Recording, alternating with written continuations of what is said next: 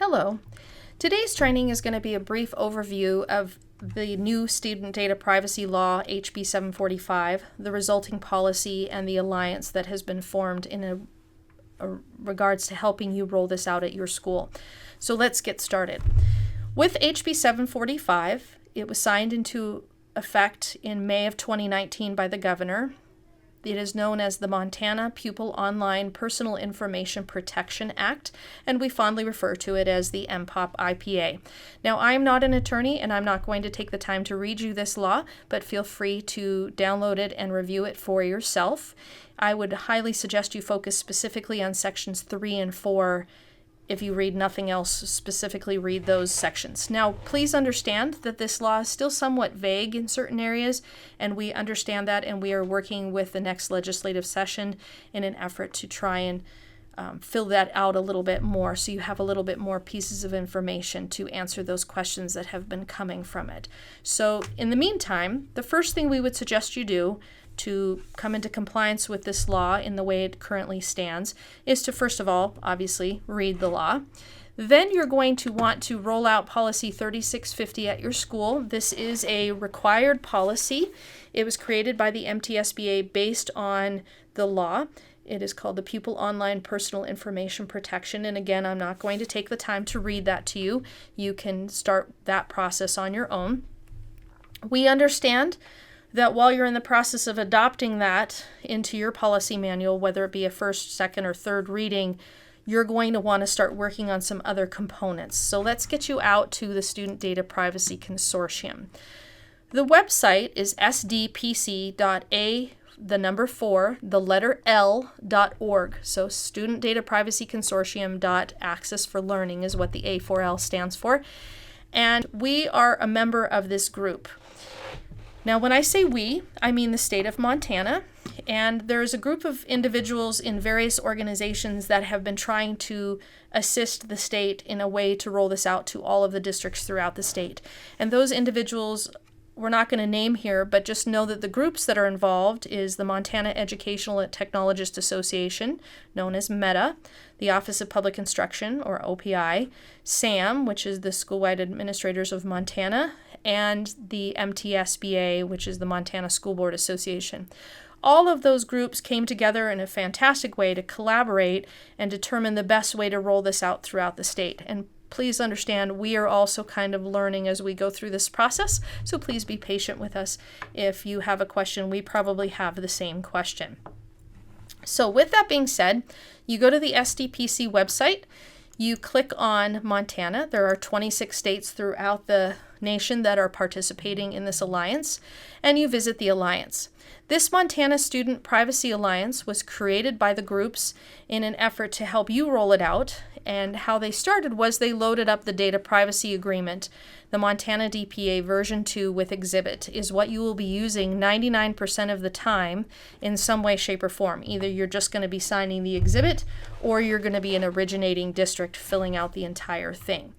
Now, those will be covered in a later training, but I'm going to give you a brief overview of that right now. So this is what the agreement looks like. It's a data privacy agreement. It is a PDF that you can download and fill in on your computer and then email it directly to the company that you're trying to work with. Now, you could be an originating district, meaning nobody else has an agreement with this vendor as of yet. You're going to be the very first one. Then you will fill out this document, which is 15 pages long, and you just tab through and fill it in. And the vendor will send this document back to you, signed and dated.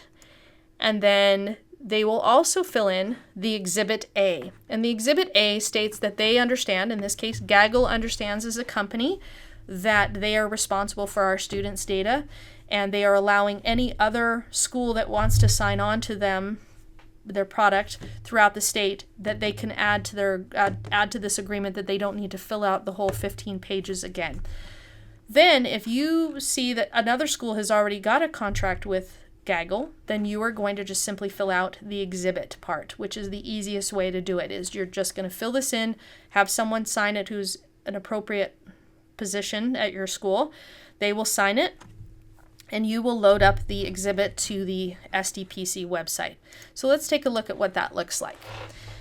So if I were to go in here to this is the Alliance page, and I click on Search the Database, and I say I want to start using Typing Master. Well, it looks like there's already 3 school districts in the state of Montana using it.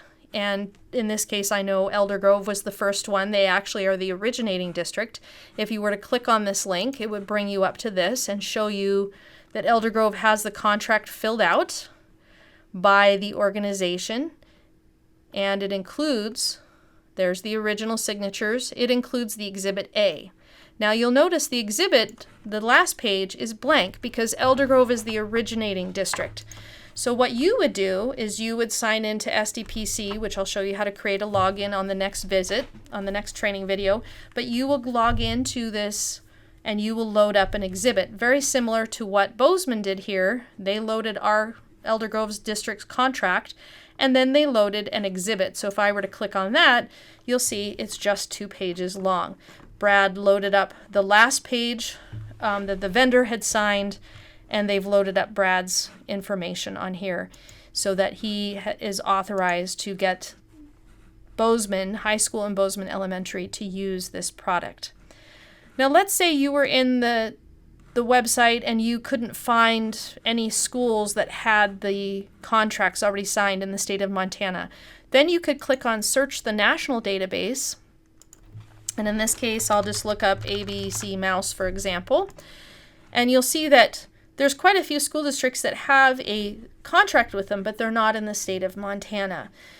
That's okay. This gives you hope. This lets you know that they will most likely sign a contract with the state of Montana because MTSBA wrote our contract very similar to those of California, Oregon, and Washington. So the vendors are fairly familiar with the look and feel of it and are usually pretty confident if they've signed it for another state, they will most likely sign it for us. So that's the basic overview of what you want to do to get started. So the first thing is, again, get familiar with the law, enact this policy at your school, and then you're going to get familiar with the SDPC website. In the next training video, we'll show you actually how to join the SDPC Alliance and become a member. Thank you so much for taking the time to educate yourself on student data privacy.